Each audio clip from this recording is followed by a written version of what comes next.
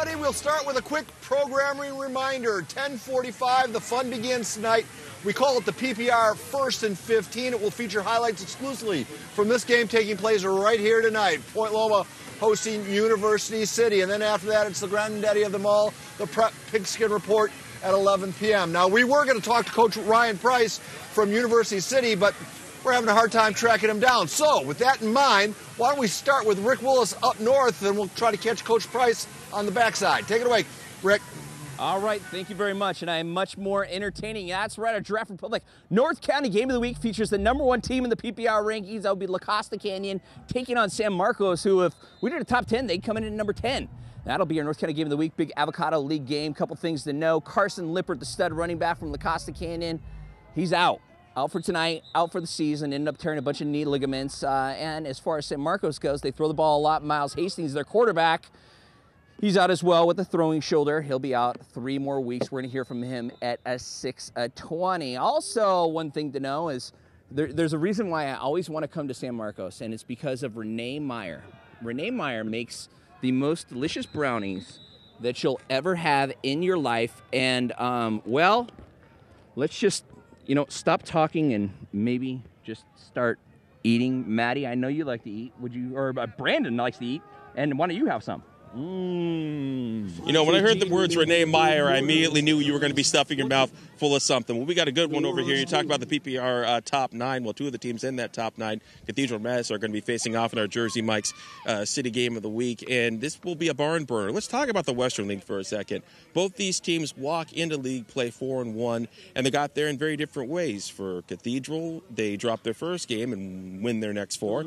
For Madison, they start the season hot and then drop a tough one up north. So it'll be quite the battle tonight. One thing Madison will have they hadn't had the first 5 weeks, a difference maker at quarterback. Brock White, the transfer quarterback from up north at Rancho Verde, coming down here, going to play in his first game with Madison since he got injured just right before the regular season. It's going to be a fun one. One last thing, this guy here, Garrett, said if he can make a one-handed catch from this other field producer, I'd get them both Jersey Mike sandwiches. Let's find out. Throw the ball. One-handed catch. Can he do it?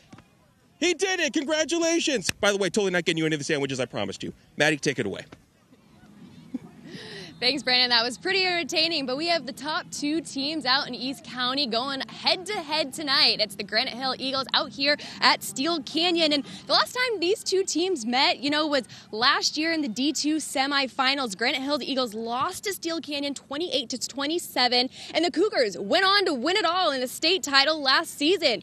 Now, the Granite Hill Eagles have a quarterback by the name of Christopher Ostring, who has over 600 passing yards for 7 touchdowns and 404 rushing yards for 4 touchdowns. And they have Ethan Bishop, who is the top interceptor in the East County. Now, on the other side of the ball, the Steel Canyon has a quarterback named Nathan Barnett, who transferred from New Jersey. We're going to talk to him a little bit later, coming up at the 6 p.m. hour.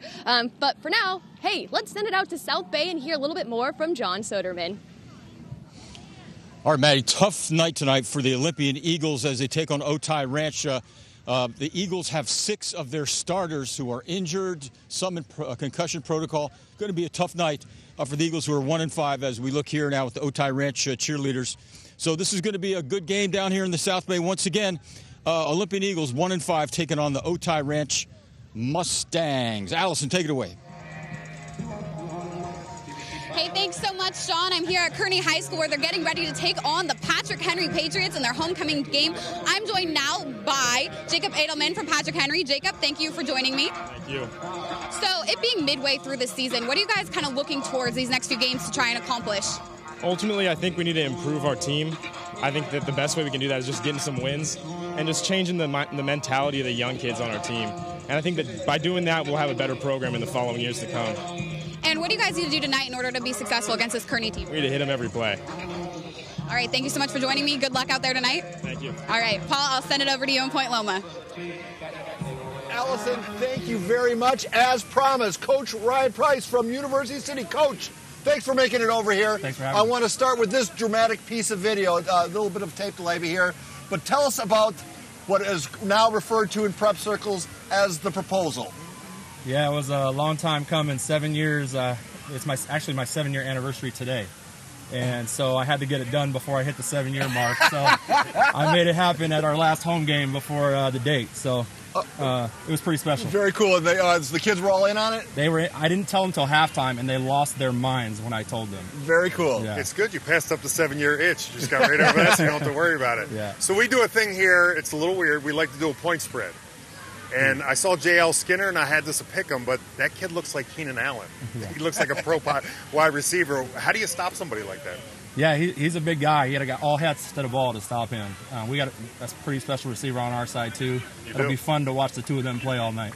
So are you, when you see that you're on the homecoming schedule, what does that mean? I mean, normally you schedule someone you think you're going to be at homecoming. To be honest, I think we're going to be 5 teams straight homecoming. We were Mar Vista's homecoming. We're Point Loma's homecoming, and I believe La Jolla and Mira Mesa as well. Oh, so you have to set them all straight, right?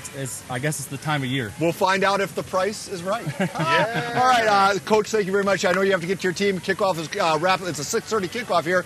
Just a quick reminder, it takes Red Jacket Army to put this show on the air. We have all our crews. We're at 32 games tonight. That means 32 Hogcasts.